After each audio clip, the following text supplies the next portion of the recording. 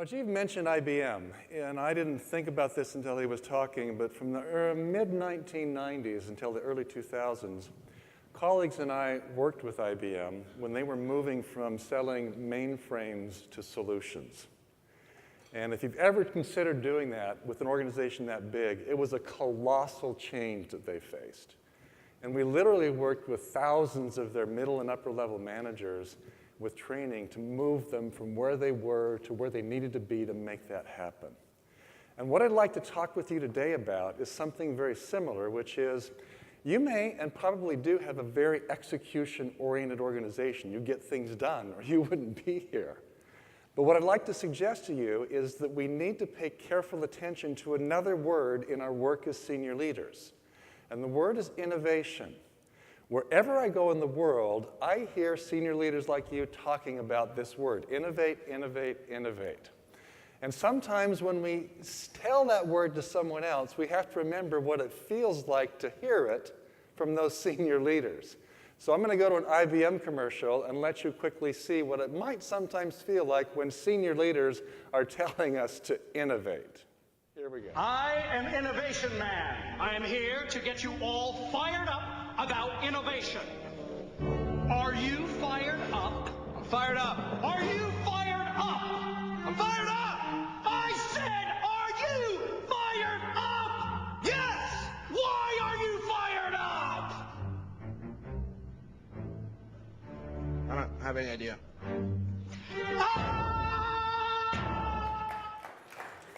My sincere hope is that today you'll be more than fired up, but you might have a good sense as to what you might do with that fire once you're fired up.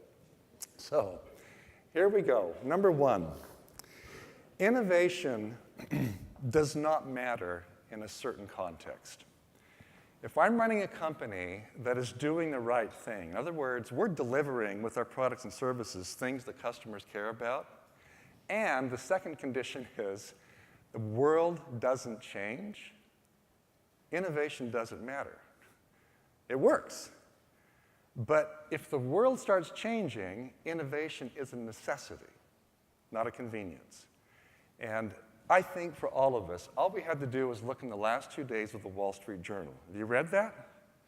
At least 2 full-page articles about your world, agribusiness and food, about the world changing and turning upside down. It was interesting to look at those.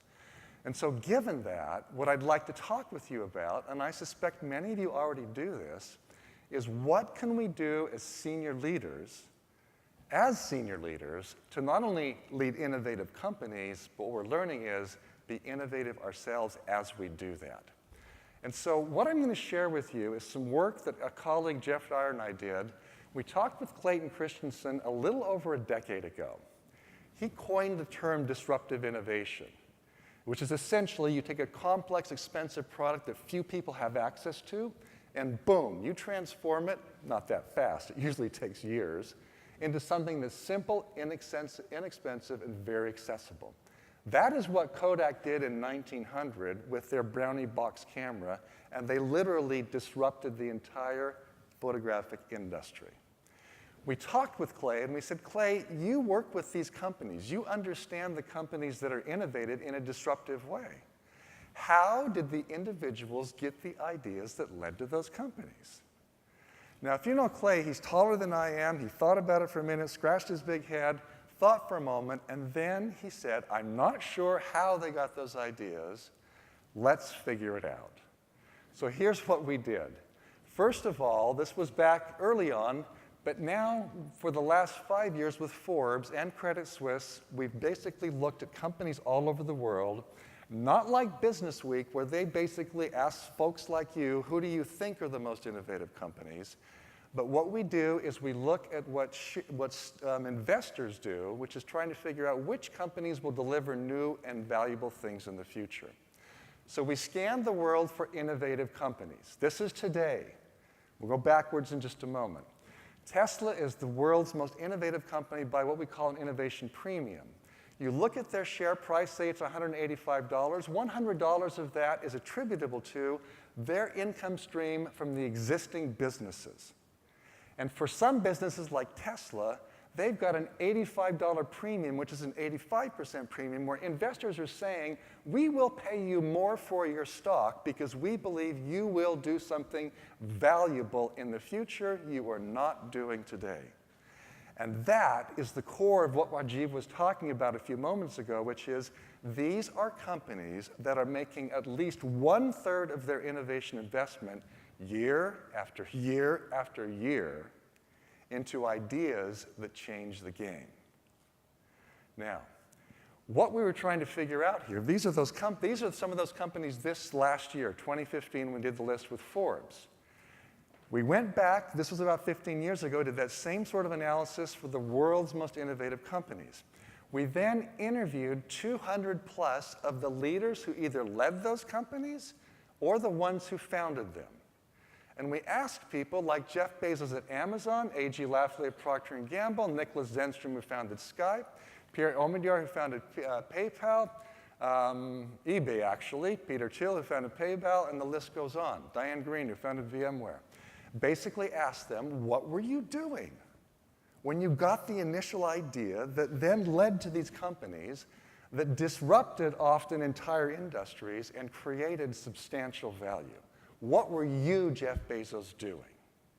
And here's what we discovered. They really did think differently. And I'm going to share a bit about that, what I mean by it, but they thought differently as they approached problems because they acted differently. You look at their schedules, where they spend their time, who they're talking with, what they're doing. They actually do things differently than non-innovative leaders. And that makes all the difference. So you look at those folks, they really do behave differently as innovators. We often think to ourselves, well, wait a minute. Steve Jobs, he was born that way. Jeff Bezos, he was born that way. It's genetics, it's nature. I'm not that kind of a person. I'm not an innovator. So why are you talking to me, Hal Gregersen? That's not my genetics.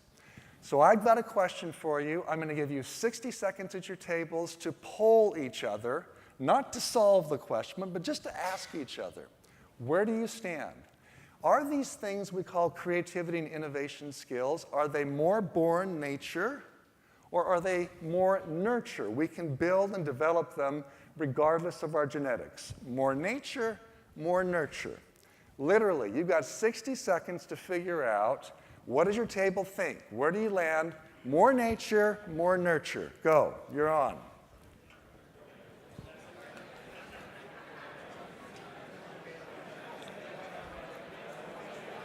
How many of your tables have complete agreement, consensus? Either it's all nature, all nurture. How many have complete agreement? Either way. How many have all nature agreement? Anybody all nature? Anybody all nurture? Okay, so you have 4 or 5 tables that are agreeing all nurture. That means that most of the people in this room have very different perspectives. Some of you think it's all nature, some of you think it's all nurture, right? Why does this question even matter? Who cares, right? It makes a huge difference because if you come to me and say, Gregersen, innovate, and I've got a team of 4 people, here's my challenge. If I think it's all nature, I better get out of that. Where's that going? Is that okay with my speaking? Okay. Got 5 people here. Boss comes to me, innovate. If I think it's all nature, what's my job? Yeah, it's like, you look like an innovator, but sorry, not you, and there you go. And if it's all nature, it is a selection question. It's a question of who has it and who doesn't. And here's the data on the issue. It's that you go to genetically identical twins. They're separated at birth, usually tragic situations. They grow up in different families. When they're adults, they test them for innovation and creative capacity. Here's what they discovered. 5 of these studies, well done, I didn't do them. What they discovered is 1/3 of this innovation capacity, the capacity to get ideas that create value, is actually genetic. So 1/3 of it is genetic. Does make a difference. 1/3 of the difference. So, does anybody know those kinds of kids that are always touching things? People, tables, they're always putting their hands into things. They likely have more dopamine 4 in their brain, which causes them to reach out and touch. which gives them data that people don't get if they just sit around with their arms folded. And all those data and information points over time enable them to see things somebody else didn't catch. So that's the point. You know, some of it, 1/3 of it is a bit genetic, but the other 2/3 is what? It's nurture. It's who we grow up with. It's the family setting. It's the educational setting. It's the work setting we're in. So think of little kids, 4-year-olds. What do 4-year-olds do all over the world? Behaviorally, what do they do? I heard ask lots of questions, right? Tons of questions. What else do they do? Shout it out.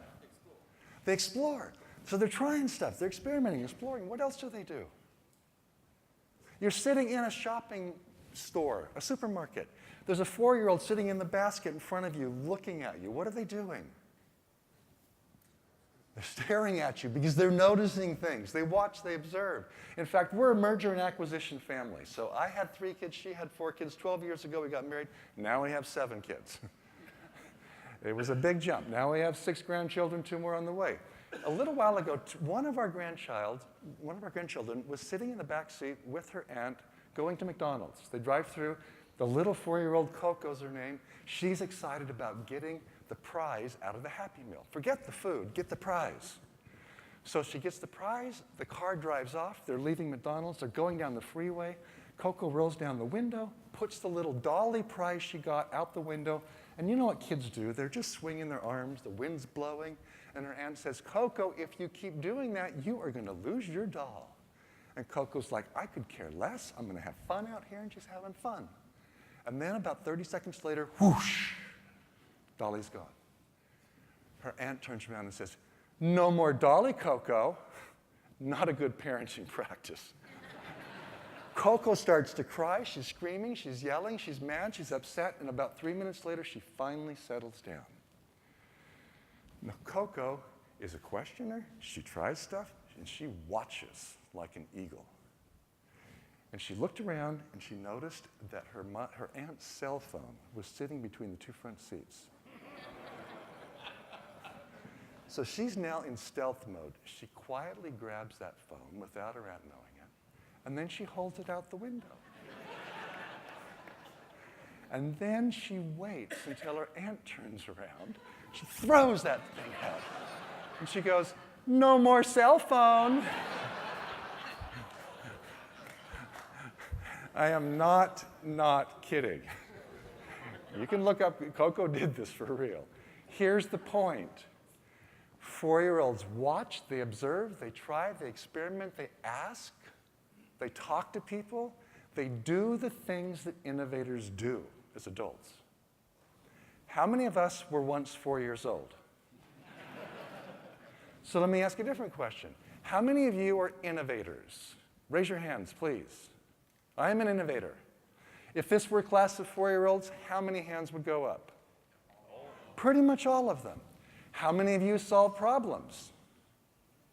You can feel it coming, can't you?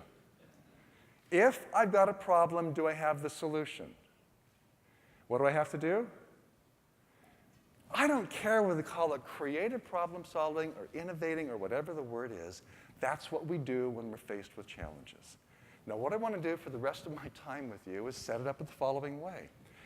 As leaders, we have to generate new solutions. To me, that's innovation. And what we noticed in those 200 interviews is that those individuals use skills on a regular basis to get ideas others didn't get. Then we took those 5 skills of questioning, observing, networking, experimenting, and associational thinking. We dropped it into a survey assessment, collected data from 15,000 leaders around the world, most industries on the face of planet Earth, 80-plus countries all over the world, CEOs, founders, down to people who are not in leadership roles. What did we discover? You look inside that data, and when people use these skills on a systematic, regular basis in the work they're doing day to day, 1/3 of their energy is spent using those things to find creative new solutions. When they do that, they get new ideas about products, services, processes, businesses, and business models that are actually valuable. I'm not talking about funny ideas that are just creative for the sake of being creative. I'm talking about ones that generated financial value. And so that's what I want to share with you. That's what these folks do on a regular basis. Here we go. Number one, they ask questions that are catalytic. I use that word with intentionality. A catalyst in a technical sense is something that dissolves down one thing to accelerate a transformation. That's what certain questions do for us. They dissolve down assumptions about the way we do our work, and they accelerate a change into something else. But we have to ask the questions that are catalytic to get there. Now, these questions look very obvious. You know them. What's working, what's not, and why. You've heard them before. But if I ask those questions in a fear-based culture, what do those questions do? They create more fear. But if I ask those questions in a trust-based culture, they create understanding of what's really going on, which is the foundation from which we then start asking different questions. What if we tried that? How might we do this? Why not that? All those examples Rajiv gave, the innovators, that's what they were doing. They used questions as a tool to surface things they couldn't see. This guy's name is Doug Dietz. He is an engineer by training. Do we have any engineers in the room by training? Okay, quite a few. So Doug is an engineer by training, and he works for GE Healthcare Systems. He designs these CAT and MRI scanning machines. He and his team built them. They're successful. They're very expensive. They're like airplanes. You got to use them to get your investment back. The more people you get through those machines, the better off you are. That's just the way they work. And so Doug and his team were slated to win an award. And Doug, about 2 weeks before they were going to get an award for these great machines, they ended up going, Doug did, to a children's hospital. Now, let me ask a question before I tell you what Doug saw. How many of you have been in a CAT or MRI scanning machine before? How many of you would love to go do it again? Now, sometimes I get a hand up. It's like, hey, it was a mini vacation. Nobody could bug me in that machine. But usually, it's not pleasant even for adults. And it's usually in a context where we're afraid of something, we don't know what's going on. Well, Doug is in a children's hospital talking to the chief radiologist. He asks him to step out in the hallway at the beginning of the day because a child is coming to have this CAT scan used. Doug steps out. He notices the mother and father and a 7-year-old girl coming towards the machine area. The closer they got, the more she resisted, that little girl. And then she started to cry, and then she physically, like, you're going to have to push me in there because I'm not going in there. They shove her into the room. They call somebody to come down, chemically sedate her, put her on a board, strap her onto it, put her in this machine to get a good image so they could know what to do for that little girl. Doug was stunned. He had no idea that the things he was making were so fearful for these little children. Stunned, up here intellectually, but mostly emotionally. And then it's like, this can't be. We've got to figure out a different way. An engineer by training. They'd already built this thing. It's like, what do we do now? This is the question. What do you do if you're Doug? Where do you go watch some things? Who do you go talk to get some ideas that are different than what we've ever done before so children won't be so afraid of those machines? I'm going to give you 60 seconds one more time. In your tables, you're Doug. You're with his team. Where would you go watch something? Whom would you go talk to help you get some ideas to solve this fear problem for children going through these machines? Real quick, 60 seconds, go. Where would you go? Who would you talk to? I know you could probably talk more about this, but let me share with you what Doug and his team did, and I suspect 80% of what I'm going to say is probably what you just talked about. I'll just do a double check on this. So, one of the first things they did was they actually went as if they were children, with children through the hospital. So they went into the homes because the fears about going in these machines start before they ever get to the hospital. And it's the context of a family, and they're trying to figure out what's going on there. They go to their homes, they watch them as they go to the hospital, they watch them as they go through the hospital, and they watch them as they go home, because after they leave the hospital, the fears still persist. How many have that as an idea? Go with the kids, walk through it. Anybody? No? Okay, there we go. Track the stuff through the system. Second thing they did is they went and they talked to child psychologists to figure out what's it like for a child going through these machines. And they discovered this notion of voice and choice. Even babies need to have a voice, and that's why they cry, to feel like they have a choice about what's going on. And they're trying to figure out how could we do that with these CAT and MRI scanning machines. Then they thought, where else do they process lots of children? So they decided they'd go to schools, preschools and elementary schools, and they would go to science museums. Anybody have those kinds of ideas? Got some hands going up. They and their team went and watched how do they process thousands of these kids in schools and science museums in a very fun, productive way so they're not afraid of what they're doing. And then they actually went, as if they were children, to the front of the hospital. They put knee pads on, and they went through the hospital from this angle to be able to see what's it look like from down here. And surprisingly enough, even things like temperature are different down there. Thermostats are at adult level. It's a little bit cooler at that kid level. Doesn't help when you're trying to reduce fear. So they're trying to figure all this stuff out. How could we use that information to create a totally different experience for these children? Here's what they created, the GE Adventure series. This is an adventure into a jungle. This is an adventure into the underwater sea. This is an adventure into space. This is an adventure where you're going on a pirate ship. Every adventure has its own story, and it starts before the kids ever get there. They send them a pamphlet, like a comic book, that tells them what the adventure is, and what they're going to be doing, and the characters they're going to meet, and the role they're going to play. In this adventure with pirates, they get to the hospital, they put a pirate hat on the child as soon as they get to the hospital. And the staff is dressed up a little bit like pirates. And as they're going towards the radiology area, they're explaining what's going on in the story and the travel and the journey. And they tell them that when the ship goes bang, bang, bang, with those loud noises, be very still, because that's when the ship is going the fastest of the whole journey. When you're done, you can go over to the treasure chest and get a prize. That monkey on the wall, you push it and it swings, and then you're on your way home. What are the kids saying when they're going home after that? When can I go back?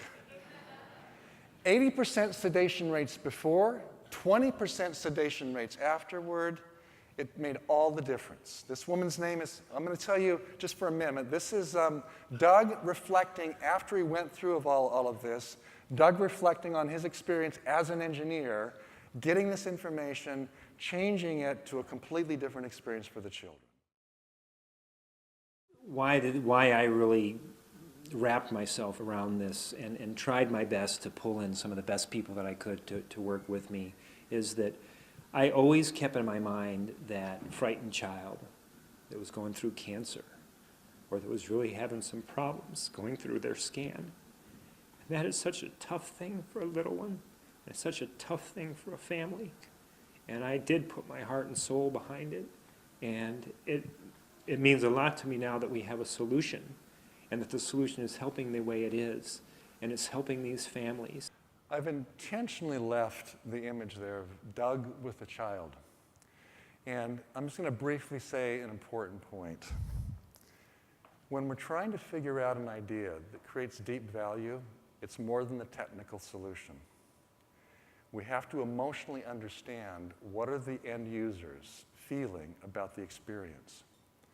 Doug got there. It made all the difference. I know this is a personal issue. That 7-year-old girl, she had cancer. That's why she was screaming going into that room, that first one Doug saw. She'd been there many times. She knew what she was getting into. In my own world, if you don't mind me just quickly sharing a personal experience, you know, many of us have been in this space with CAT and MRI scanning machines. My first wife passed away from breast cancer about 12 years ago. And then I remarried, and 2 years after remarrying, my wife now got breast cancer. Fortunately, she's now roughly 9 years clear. But I can tell you, every year when we get ready to go to do these CAT and MRI scans, the fear elevates, And there's not a single hospital we've dealt with yet that has made an answer for us like Doug did for them. All I'm trying to say here is, put both of those things together, and it makes all the difference. This woman's name is Kathleen Capson. I talked with her. She worked with Doug's team. She's a radiologist, and here's what she told me. She said, before we did the work with Doug, the question I cared about as a radiologist was, how can we get the best technical image of the child? Legitimate question. They're trying to solve real health problems. She said, after all of this experience, it totally changed our question. Our question then became, how can we make a child feel even more safe here? Because if we can do that, we get the best technical images. And that leads me to the next point. Peter Drucker had an incredible view on the work of leaders, especially senior leaders. And he once said, the important and difficult job is never to find the right answers. It's to find the right questions. And then he also said, there's nothing more dangerous or useless than the right answer to the wrong question. That's what Kathleen was saying. We had the right answer, but the wrong question about those cat-memorized scanning machines. So if any of us have a challenge, we're stuck on something, by definition, we're asking the wrong questions. We wouldn't be stuck if we were asking the right different question, the catalytic one. And so the issue becomes, when we have those challenges, how do we ask those catalytic questions? Well, let me quickly tell you one way to do it. Here we go. We're going to try it. Discovered this about 20 years ago working with executives. I call it catalytic questioning. Pick one issue or problem. How many of you have a problem you do not have a solution to? Hands up. I suspect everybody in here, am I right? Okay, yeah, like what are you thinking, Hal? We all do. We all have problems. Trust me, I've got lots of problems. Anyway, here we go. What I want you to do next time you've got that problem is to stop for a moment and brainstorm nothing but questions about the issue. And here are the rules, and trust me, if you break the rules, it will not work. Rule number one, when somebody asks a leader a question, what do they want to do? Answer it. Don't answer it. Rule number two, when you're asking your question, like if I said any questions out here, somebody will stand up in the back, they'll start talking and talking and talking and talking. 5 minutes later, they then ask the question. Don't explain your question, don't answer your question, just ask the question. That's the two rules. No answers, no preambles, nothing but questions. We're going to try it. Are you ready? Underneath your explanation of what's going on today are some pads of paper.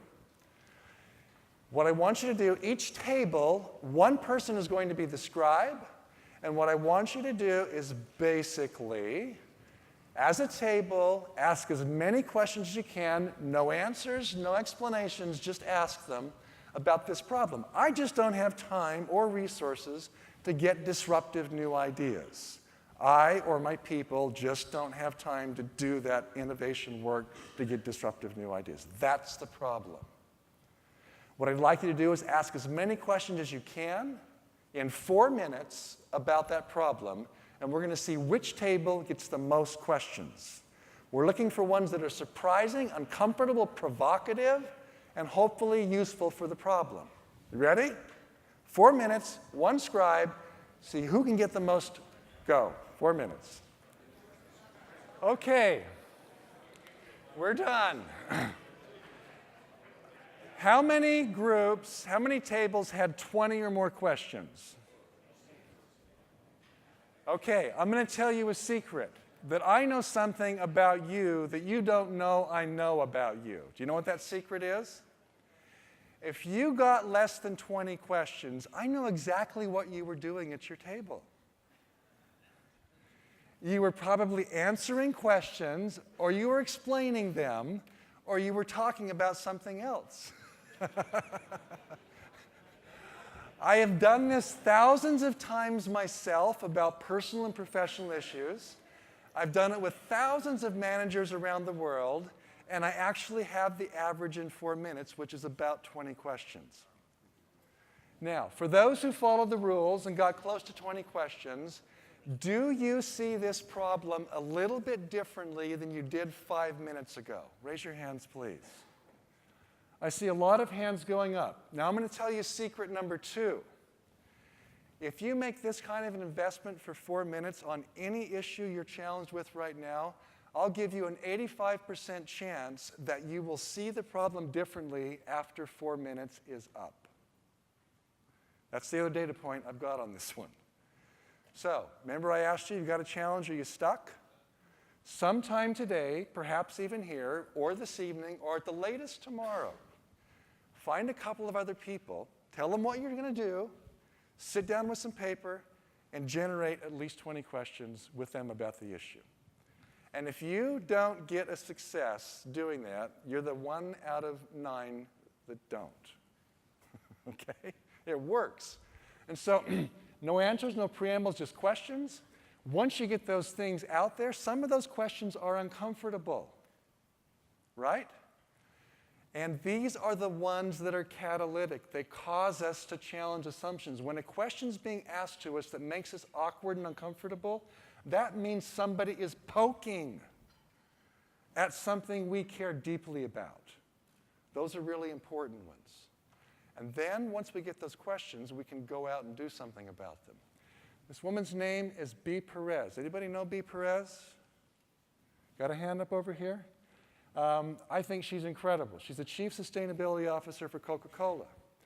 B and I were sitting down in Atlanta headquarters, this was last year, and we were talking about an issue, and I said, B, here's the deal. Do you want to get a new angle on this thing? Do you have 5 minutes? I explained to her what it was. Another person was sitting with us.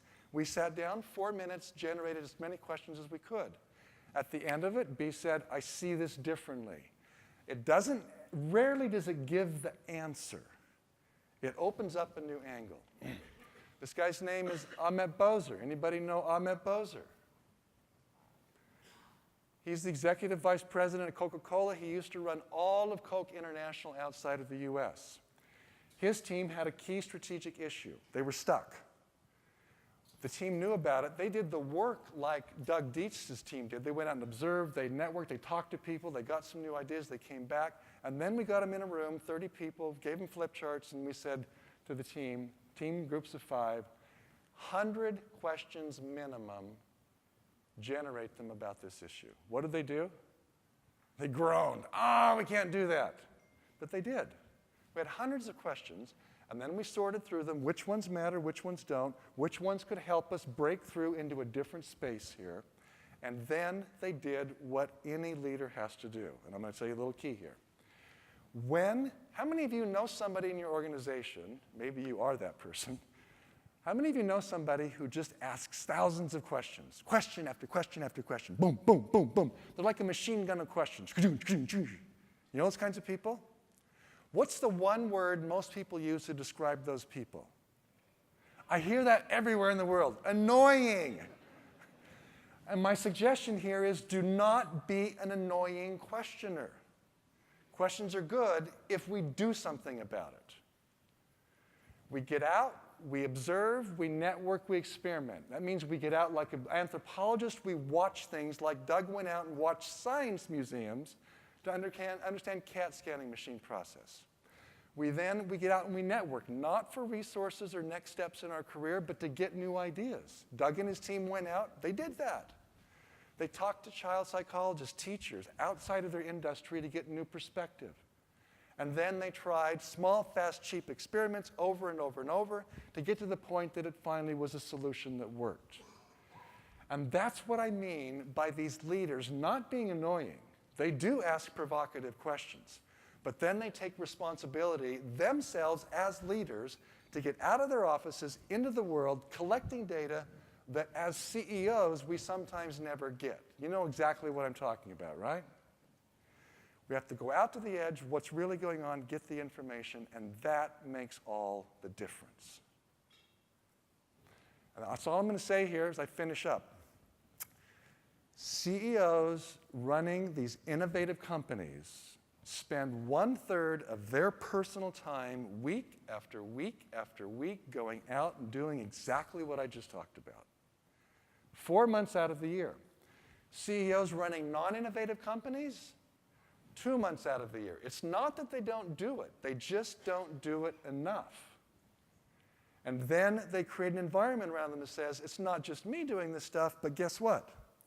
I expect you to, and you, and you, and you, and all of us in this system are out to make it better. We talked with Elon Musk a couple of months ago about Tesla and SpaceX. And at Tesla, here's the deal. 5-point performance ranking. Only at Tesla would you have 4 as being great and 5 as being phenomenal, right? That's their 4 and 5.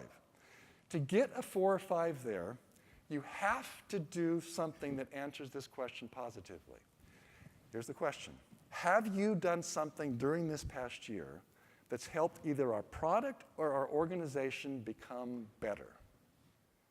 And if you haven't been part of something like that, you're going to get a 1, 2, or 3 in the system. I don't care whether you're an administrative assistant or a high-tech engineer. It doesn't matter. Everybody is here to creatively solve problems in a way that creates value for the system. And that's not unique to Tesla. It's unique across these companies that have that innovation premium. Senior leaders do it. They expect others to do it. They create a culture where there's enough trust, they're not afraid to do it, and it makes all the difference. Let me give you an example of a company that could be really, surprising around this. Anybody heard of Cedar Citrus? It's a South African company that grows oranges. Andries Fixter works there as an irrigation. He's an irrigator. He's out in the fields making sure, in more of a manual way than anything, that the water gets where it's supposed to go to the oranges. He then notices that the baboons are coming onto the property. And he knows this is going to happen because when the fruit starts getting ripe, these have the best smellers of all to be able to figure out what's ripe and what's not. The problem was, it was way before fruit was supposed to be ripe. And so Andries is thinking to himself, why are the baboons coming here? He then he's got a question, and then he's got some observation. He goes out and he watches them. Where are they going? He tracks them through the orchards, and he discovers they're consistently going to the same single tree. It's like, what are they doing? They're eating the fruit off that tree, and then they just disappear. He goes up, picks a piece of fruit off, opens it up, deliciously sweet and juicy. And it shouldn't be, way early in the season. He then goes to his boss. Remember, this is an irrigation worker. Goes to his boss with the observation. This is the moment where the system could have shut it all down. It's like, Andries, get back to work. You're an irrigation worker. His boss fortunately listened. Then they went to the technical people. Then they went back to the tree, and they discovered that the tree was a genetic mutation. And it actually was an early ripening fruit that would give them substantial competitive advantage. Cloned the tree, replanted the groves, and they couldn't keep it within Cedar Citrus, and across South Africa now, it's the tree of choice. But it came from someone noticing, asking a question, having a conversation, somebody listening, and doing something about it. And before you know it, it led to something that made all the difference. Final point for you as leaders, from my perspective, is especially as senior leaders, people are watching your every move. Am I right? They watch what you say, they watch what you do, they watch how you sneeze or don't.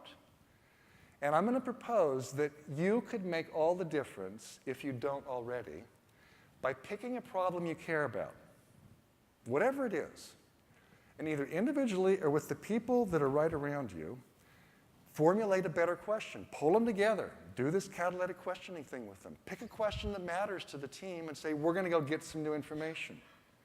We're not going to delegate it to consumer insight. We are going to go collect some data outside of the executive suite.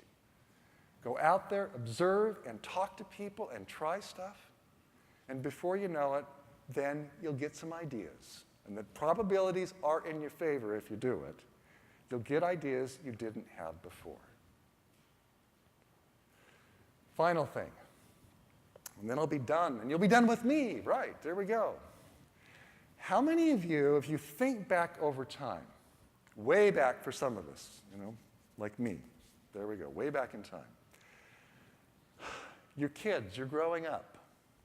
Think of your world growing up and adults in your lives that made a difference on you either becoming a good questioner, being good at observing and watching the world, being good at talking to people that weren't like you, very different people.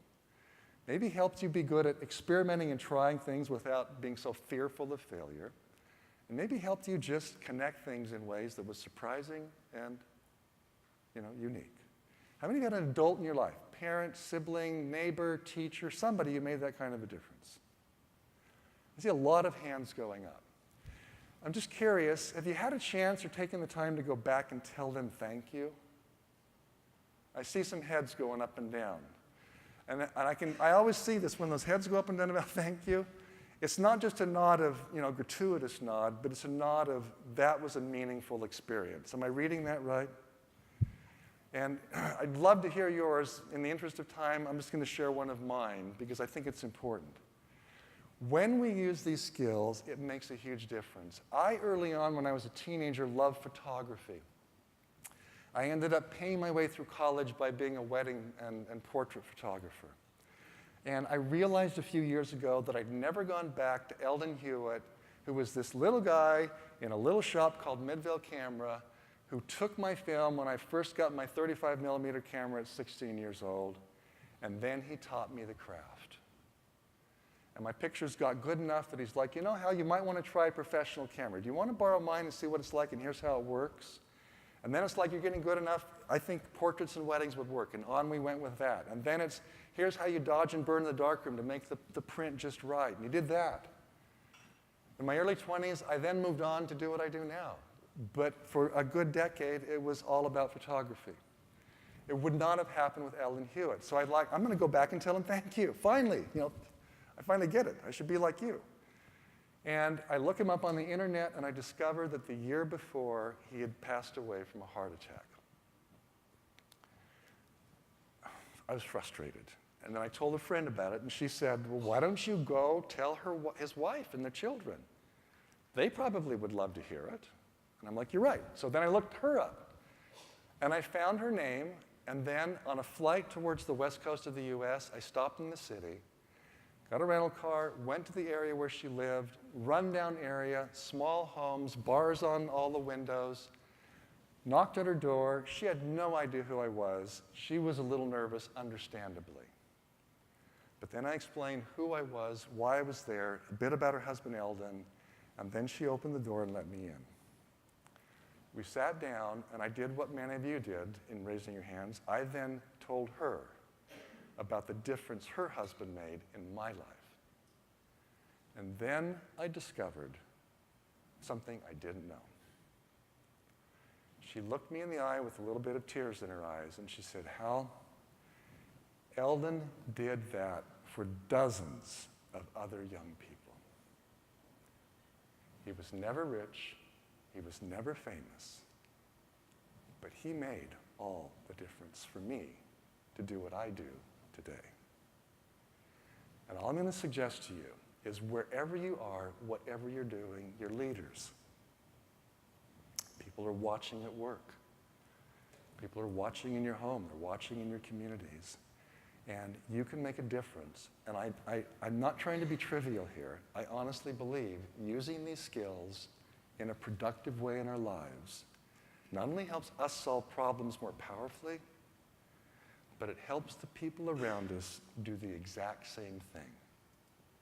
And for the younger people, like this little girl, who happens to be one of those 6 grandchildren of ours, her name's Stella, I was taking that picture. I was up tall. You can tell she's looking up at me. I did not realize until I looked at the image later how carefully she was watching me. And it just made me remember I have an obligation here. That next generation, that now is removed from 7 to 9 billion people on planet Earth. I think Stella and her sort of generation is going to face challenges we cannot even imagine. But I believe that the power of these skills can help her and others solve things if we just keep them alive. So please, grandparents, parents, others in the room, do it. Pay attention to these kids. It makes all the difference. Thank you. Wow. Thank you very much. Thank you.